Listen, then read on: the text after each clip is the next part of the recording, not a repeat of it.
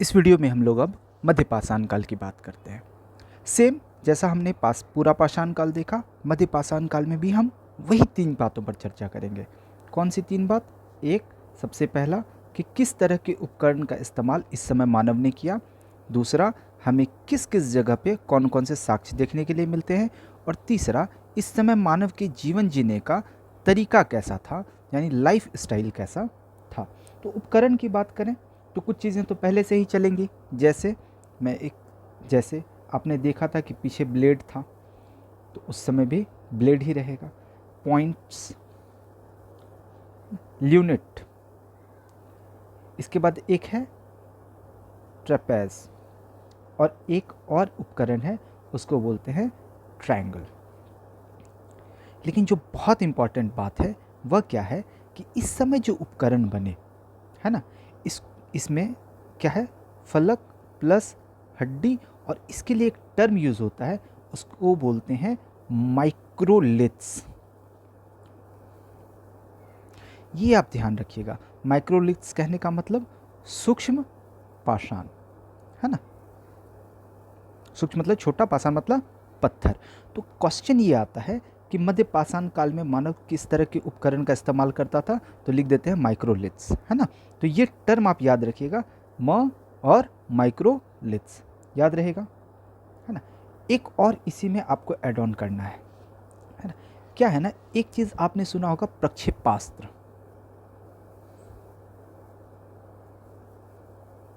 ये प्रक्षेपास्त्र क्या होता है ना। प्रक्षेपास्त्र का मतलब होता है जिसको आप फेंक करके मारते हैं, राइट। जैसे भाला, आपने 2 शब्द सुन रखा है ना, अस्त्र और शस्त्र ने, ये 2 वर्ड सुन रखा है। अस्त्र का मतलब क्या होता है, फेंक कर मारने वाला, और शस्त्र का मतलब जो आप हाथ में लेकर के युद्ध करते हैं, जैसे तलवार, है ना। तो ये क्या है, शस्त्र। लेकिन आप तीर है, ये क्या है, अस्त्र, क्योंकि आप इसको फेंक के मारते हैं। तो प्रक्षेपास्त्र बेसिकली क्या है कि ये तीर कमान तकनीक जो है ये इस समय डेवलप हो गई है, ये आपको ध्यान रखना है। तो एक माइक्रोलिथ्स याद रखना है, और दूसरा प्रक्षेपास्त्र यानी मिसाइल। ये टेक्नोलॉजी, प्रक्षेपास्त्र तकनीक जो है इस समय आ चुकी है, ये आपको ध्यान रखना है, ठीक है। अब हम बात करते हैं प्लेस की, कि कौन कौन सा प्लेस हमें देखने के लिए मिलता है। और इस बार हम अपना फोकस पूरा का पूरा अपनी भारत माता पर रखेंगे। सबसे पहला प्रदेश जो हम देखेंगे वह है अपना उत्तर प्रदेश। यहाँ पर एक जगह है, उसका नाम है चौपानी मांडो। चौपानी मांडा, ये हम क्यों पढ़ रहे हैं चौपानी मांडा? यहाँ से बर्तन के साक्ष्य मिले मानव को, इतिहासकारों को, कि यहाँ पर, हालांकि ये रेगुलर नहीं है ना, अपवाद ही है, लेकिन मिले हैं, बहुत रेगुलर बेसिस पे नहीं मिला। दूसरा, इस चौपानी मांडो से एक और एविडेंस मिला, वो मिला कि एक झोपड़ी मिली। और ये झोपड़ी का एविडेंस जो मिला, ये कैसा है, तो जैसे मधुमक्खी का छत्ता होता है ना,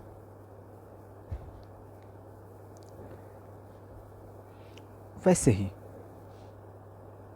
इसके बाद यूपी का ही एक और जगह है, उसका नाम है सराय नहर। चौपानी मांडो की बात की, मैं सराय नहर की बात कर रहा हूँ।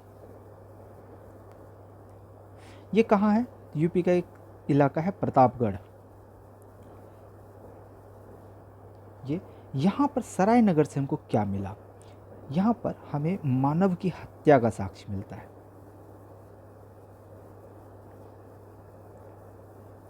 और ये जो मानव की हत्या का प्राचीनतम साक्ष्य है, साथ में हमको अधजली हड्डी मिलती है। और जब अधजली हड्डी मिलती है तो इससे हम इस बात के निष्कर्ष पर पहुंचते हैं कि बिना आग के धुआं कैसे उठा, यानी कि हमें आग दिख रहा है मध्य पाषाण काल में, ठीक है। तीसरा जो प्लेस है यूपी में ही, वह है महदहा।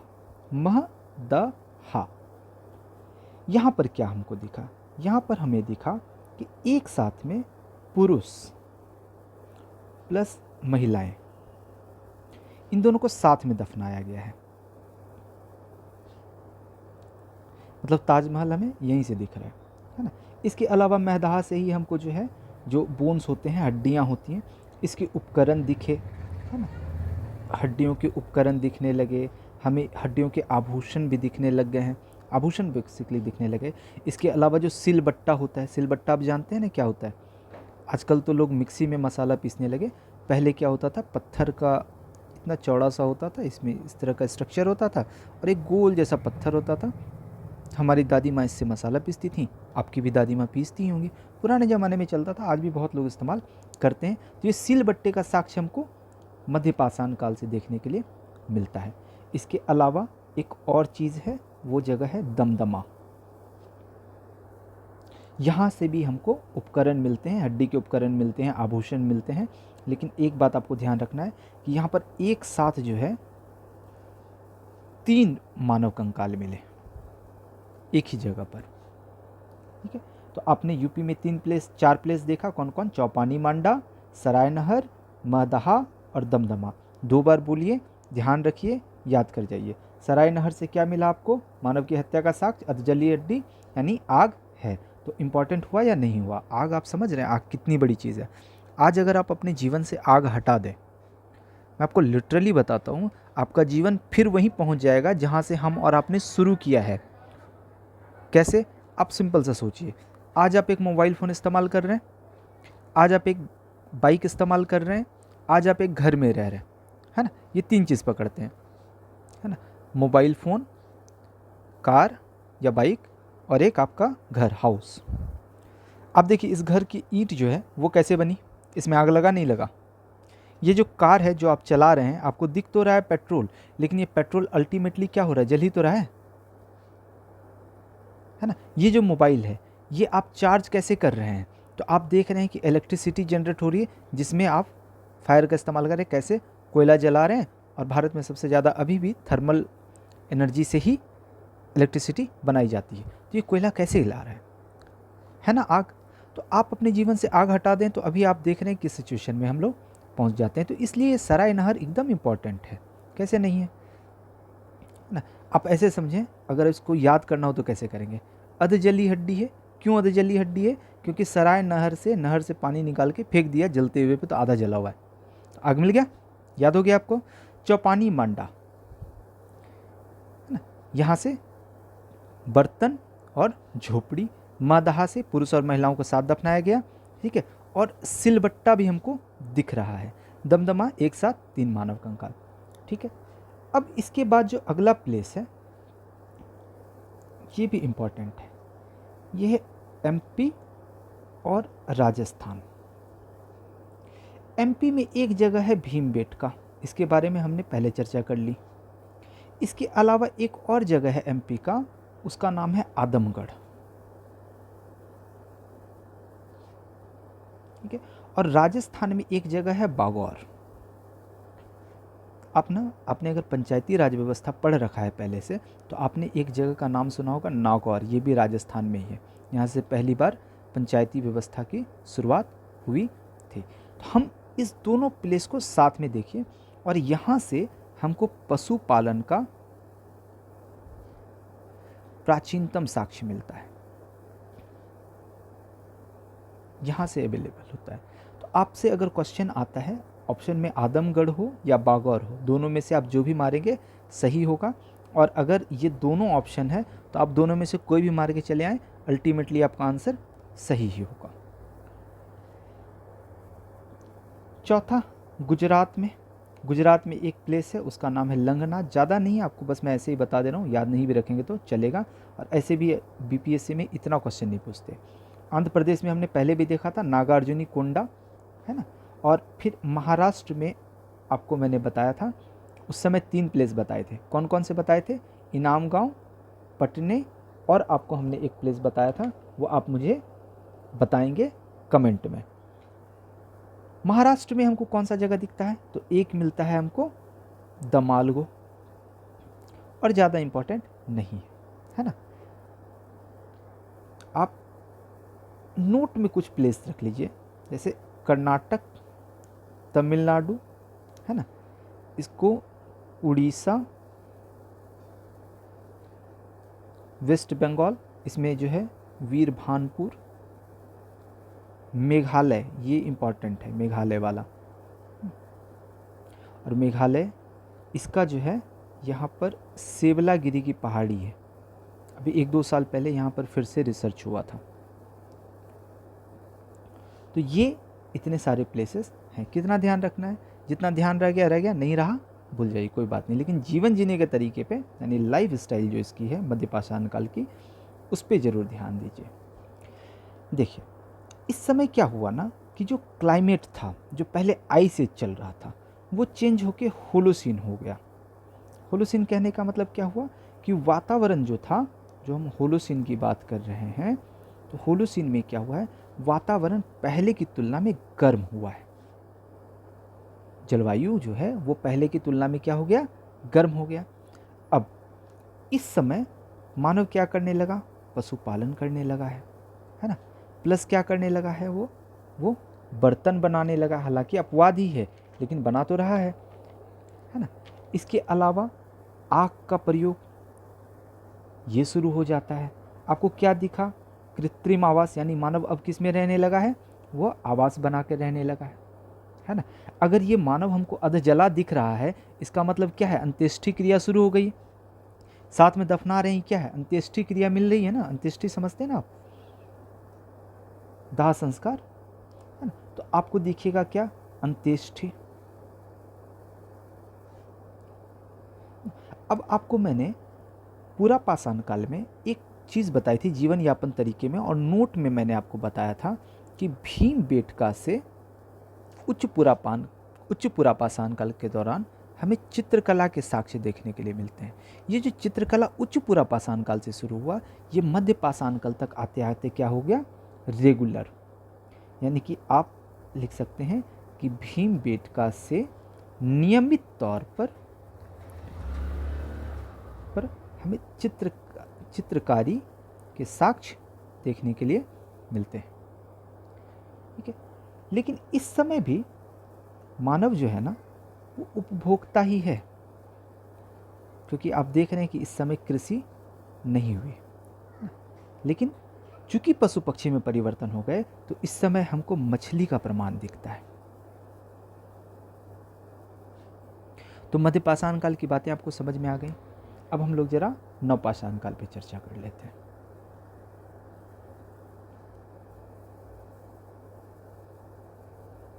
न्यूलिथिक एज, इसको नवपाषाण क्रांति के नाम से भी जाना जाता है।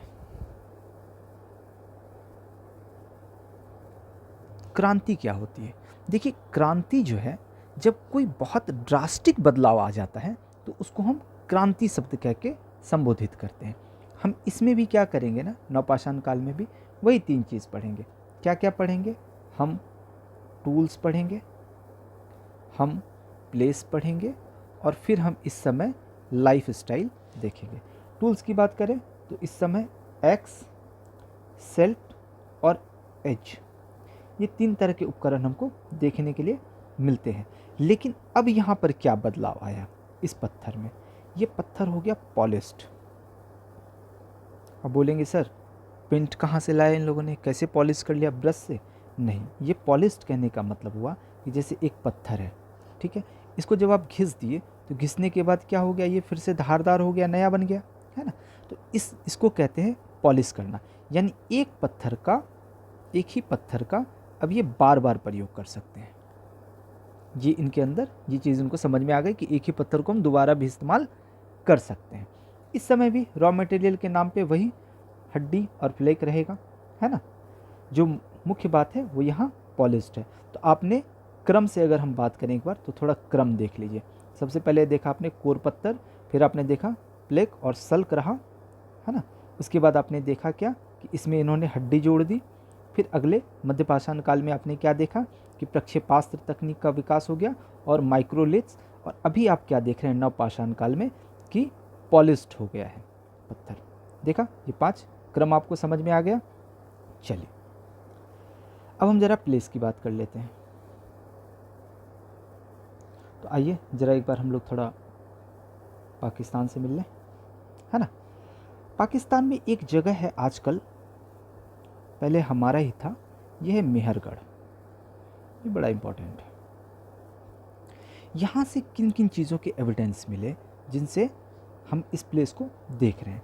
सबसे पहले तो यहाँ पे ईंट मिला, लेकिन ये ईंट क्या है, कच्ची। दूसरा जो मेहरगढ़ है, यहाँ से आपको कृषि के प्राचीनतम साक्ष्य देखने के लिए मिलते हैं। और यह जो फसल है कृषि का, है ना, ये कैसा फसल है, ये गेहूं है प्लस जौ है। अगर आपसे पूछे कि मानव ने सर्वप्रथम कौन सा फसल उपजाया, तो आप जौ लगाइएगा। क्यों जौ लगाइएगा, मैं आपको बताता हूँ। दुर्गा पूजा में हिंदू धर्म के लोगों के, जो लोग हिंदू धर्म को मानते हैं, अगर वो घर पे पूजा करते हैं, वो ना बालू ऐसे लगाते हैं और इस पर वो कलश स्थापित करते हैं।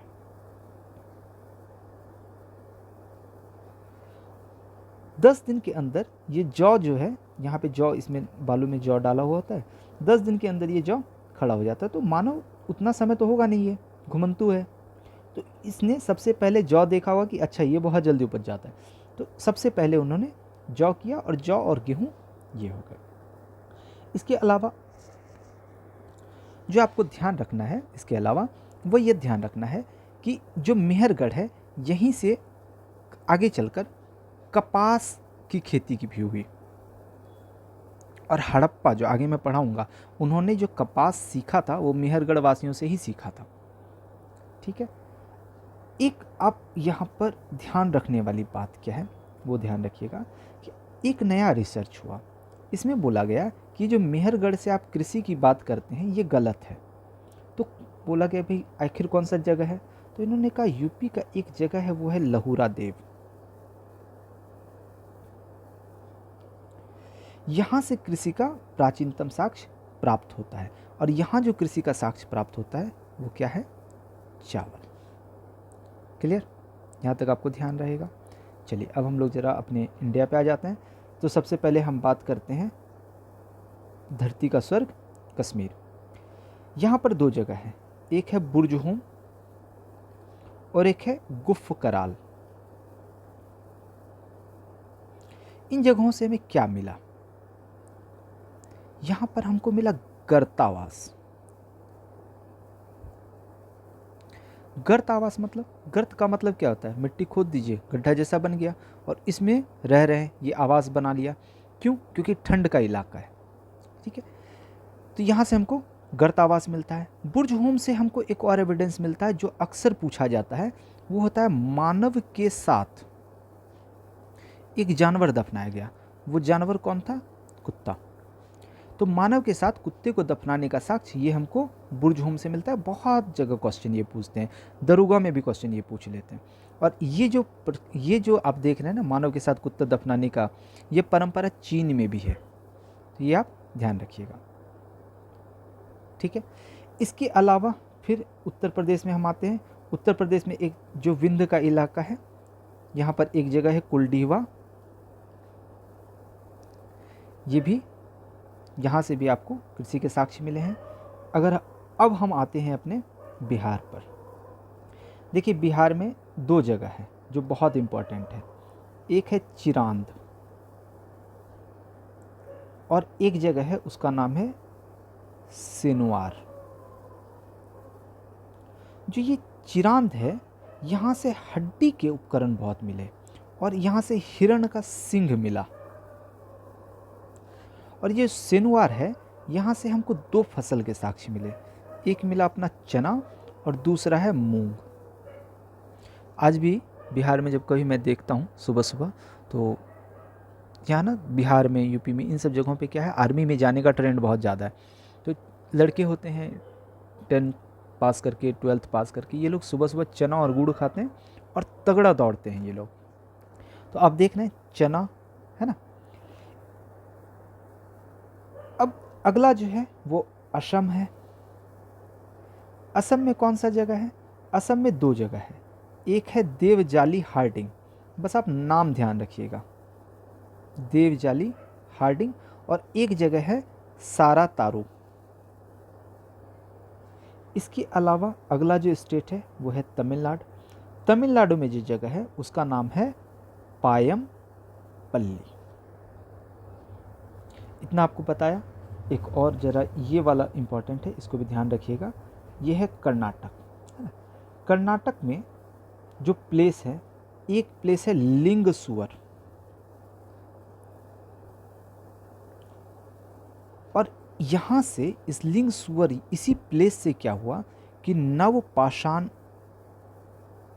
जो काल है ना, इसका जो अनुसंधान है ये इसी जगह से शुरू हुआ था। इसके अलावा कर्नाटक में एक जगह मिलेगा आपको मस्की, इसके बाद एक मिलेगा ब्रह्मगिरी,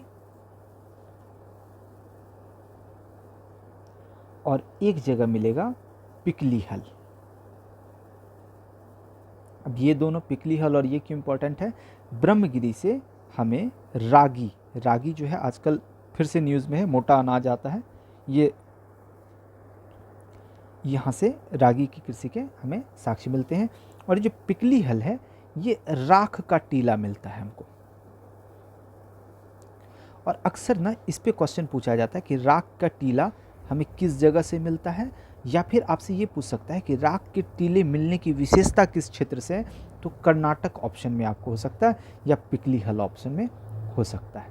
ठीक है, अब आखिरी स्टेट हम देख लेते हैं, आंध्र प्रदेश। यहाँ वही नागार्जुनीकोंडा और फलकॉय।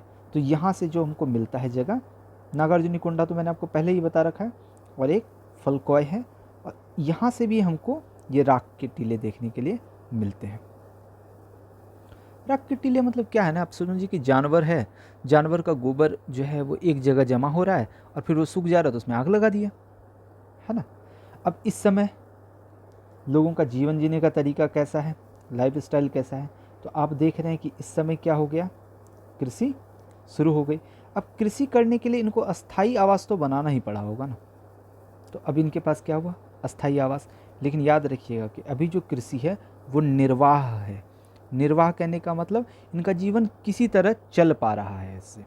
लेकिन आप देख रहे हैं कि पशुपालन क्या है, एकदम नियमित तौर पर होने लगा है। अब क्या है, मानव पहले क्या था, उपभोक्ता था, वो उपभोग करता था, उपभोक्ता था। अब क्या है, उत्पादक भी है, और संग्राहक तो ये शुरू से है, आज भी संग्रह करके रखते हैं। अब एक जानवर को देखिए, जानवर क्या करता है, पेड़ पे चढ़ता है, खाना खाया, जितना उसको उसने एक केले तोड़े, खाए, छिलका फेंका, फिर अगला तोड़ा, खाया, पेट भरे, पेड़ से उतर गए।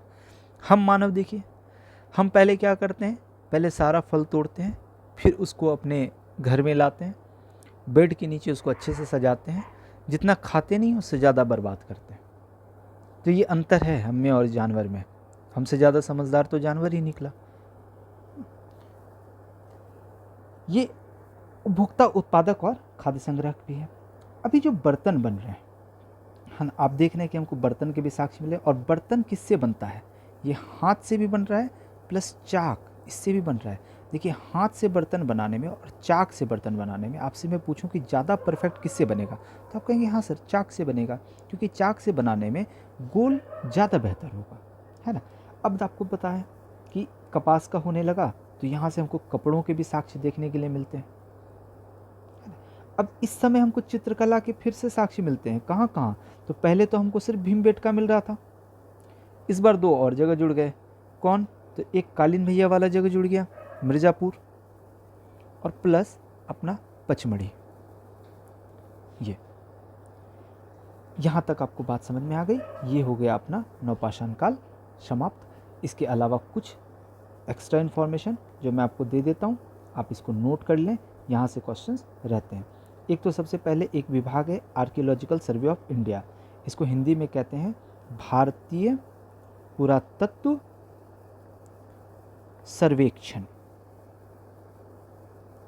ये विभाग 1861 में बना था, 1861। अगला जो आपको ध्यान रखना है, 1863 में एक विद्वान थे, उनका नाम था रॉबर्ट ब्रूस फूट। इन्होंने मद्रास का एक जगह है पलवरम, जो भी मैंने आपको बताया था, यहाँ से इन्होंने पाषाण काल, नवपाषाण नहीं मैं कह रहा हूँ, मैं कह रहा हूँ पाषाण काल के अनुसंधान की शुरुआत की थी, रॉबर्ट ब्रूस फूट। और इनको जो है ना, रॉबर्ट ब्रूस फूट को, इनको थोड़ा और आप ध्यान रखिएगा, इनको father of pre historic archaeology कहा जाता है, father of pre historic archaeology. अगला इंफॉर्मेशन, ये भी आप ध्यान रखिएगा, 1867 में एक विद्वान थे कार्लायल। इन्होंने मध्ययुगीन अनुसंधान की शुरुआत की थी। ठीक है, मैंने आपको बताया कि नवपाषाण काल में कृषि होने लगा था, लेकिन आप ये ध्यान रखिएगा कि ऐसा नहीं कि एक जगह के लोगों ने दूसरे जगह के लोगों से कृषि सीखा। कृषि का विकास ना स्वतंत्र तौर पे अलग अलग जगह होने लगा। ये हमको कैसे पता चलता है? आप पूछेंगे सर कि ये कैसे पता चला? जैसे मान के चलिए कि आप बिहार के एक इलाके में रहते हैं और आपका मित्र यूपी के एक इलाके में रहता है ना। अगर इसने आपसे नहीं सीखा और आपने उससे नहीं सीखा, तो इसका मतलब ये है कि इसकी वैरायटी और आपकी वैरायटी दोनों एकदम डिफरेंट होगी। यहाँ हो सकता है सरना चावल हो रहा हो, या मुझे चावल के बारे में थोड़ा कम आइडिया है ना। दो चार जैसे मिनी केट, कुछ लोग बोलते हैं मिनी केट चावल होता है ना। एक तो आप जानते हैं बासमती, है ना। तो अब इसने बासमती उपजाया, इसने मिनी केट उपजाया, दो अलग अलग हो गए ना। तो इसलिए इन चीज़ों को पता। तो नवपाषाण काल में ही कृषि का जो विकास हुआ, ये स्वतंत्र तौर पे अलग अलग क्षेत्र में हुआ। यहाँ तक बात आपको समझ में आ गई। ठीक है, अभी जो नवपाषाण काल जब लास्ट हो रहा होगा लगभग 3500 BC के आसपास में, तब क्या होगा, मानव यानी कि वो जो पत्थर प्लस इसमें हड्डी जो जोड़ा, अब इसमें पहली बार ये धातु का प्रयोग शुरू कर देगा, है ना। अब ये धातु का प्रयोग शुरू करेगा, तो कौन सी धातु है जिसका मानव ने सबसे पहले इस्तेमाल किया? तो आपको याद रखना है कि वो धातु है तांबा। और इस तांबे के बाद यही नवपाषाण काल, इसमें अगला जो टॉपिक शुरू हो जाता है वो हो जाता है ताम्रपाषाण काल। इसके बारे में बहुत ज़्यादा नहीं पढ़ना, बस आपको सिर्फ इतना ध्यान रखना है कि मानव ने जो सबसे पहला धातु इस्तेमाल किया वो क्या था? तांबा। और इसी में आपको 2-4 संस्कृति के बारे में बस नाम याद रखना है। तो मैं आपको यहीं करा देता हूँ ताकि चीज़ें खत्म हो जाए।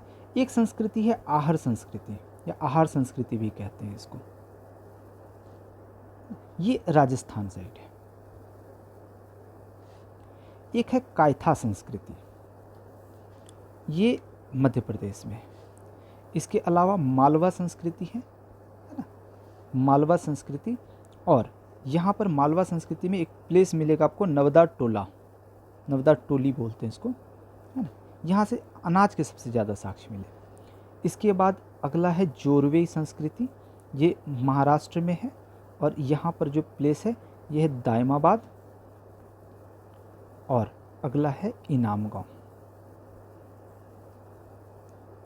तो बस इतना ही था। तो हम लोगों ने कौन कौन से टॉपिक कर लिए? हम लोगों ने, जो मैंने लिस्ट आपको बताई थी, तो एक मैंने आपको बताया था पाषाण काल, और अगला मैंने आपको बताया था ताम्रपाषाण काल। तो हम लोगों ने ये 2 चीज़ें कर ली। अब अगला जो हमारा टॉपिक शुरू होगा वो इंडस वैली सिविलाइजेशन पर होगा। लेकिन इंडस वैली सिविलाइजेशन से पहले मैं आपको मानव सभ्यता के विकास के बारे में बताऊंगा कि विश्व में कैसे कैसे मानव की सभ्यताएं बनी। तो उम्मीद है आपको पसंद आ रहा होगा। और अगर आपको कोई समस्या हो रही है तो आप बिल्कुल मुझसे बेझिझक संपर्क करें। बहुत बहुत धन्यवाद।